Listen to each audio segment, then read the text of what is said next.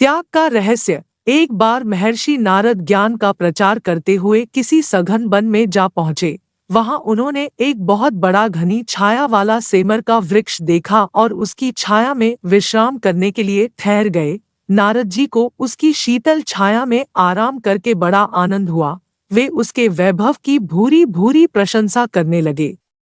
उन्होंने उससे पूछा कि वृक्षराज, तुम्हारा इतना बड़ा वैभव किस प्रकार सुस्थिर रहता है? पवन तुम्हें गिराती क्यों नहीं? सेमर के वृक्ष ने हंसते हुए ऋषि के प्रश्न का उत्तर दिया कि भगवान, बेचारे पवन की कोई सामर्थ्य नहीं कि वह मेरा बाल भी बांका कर सके। वह मुझे किसी प्रकार गिरा नहीं सकता। नारद जी को लगा कि सेमर का वृक्ष अभिमान के नशे में ऐसे वचन बोल रहा है।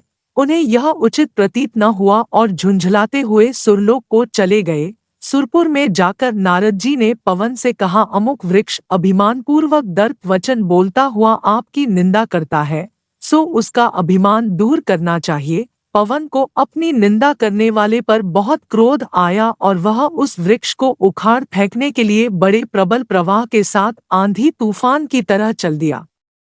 सेमर का वृक्ष बड़ा तपस्वी, परोपकारी और ज्ञानी था। उसे भावी संकट की पूर्व सूचना मिल गई। वृक्ष ने अपने बचने का उपाय तुरंत ही कर लिया। उसने अपने सारे पत्ते झाड़ डाले और ठूंठ की तरह खड़ा हो गया।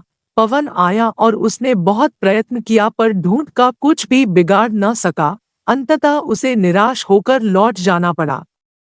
कुछ दिन पश्चात नारद जी उस वृक्ष का परिणाम देखने के लिए उसी वन में फिर पहुंचे, पर वहां उन्होंने देखा कि वृक्ष ज्यों का त्यों हरा भरा खड़ा है।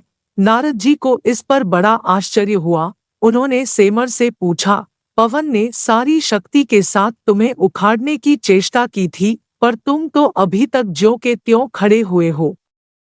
इसका क्या रहस्य है?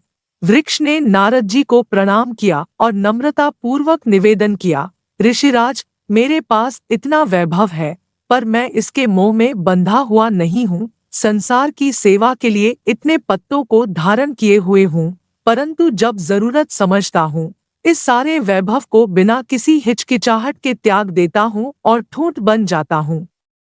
मुझे वैभव का गर्व नहीं था, वरन अपने ठूंठ होने का अभिमान था। इसीलिए मैंने पवन की अपेक्षा अपनी सामर्थ्य को अधिक बताया था।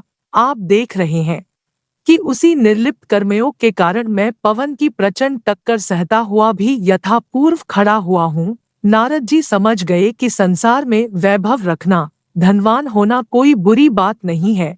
इससे तो बहुत से शुभ कार्य हो सकते हैं। बुराई तो धन के अभिमान में डूब जाने और उससे मोह करने में है। यदि कोई व्यक्ति धनी होते हुए भी मन से पवित्र रहे तो वह एक प्रकार का साधु ही है।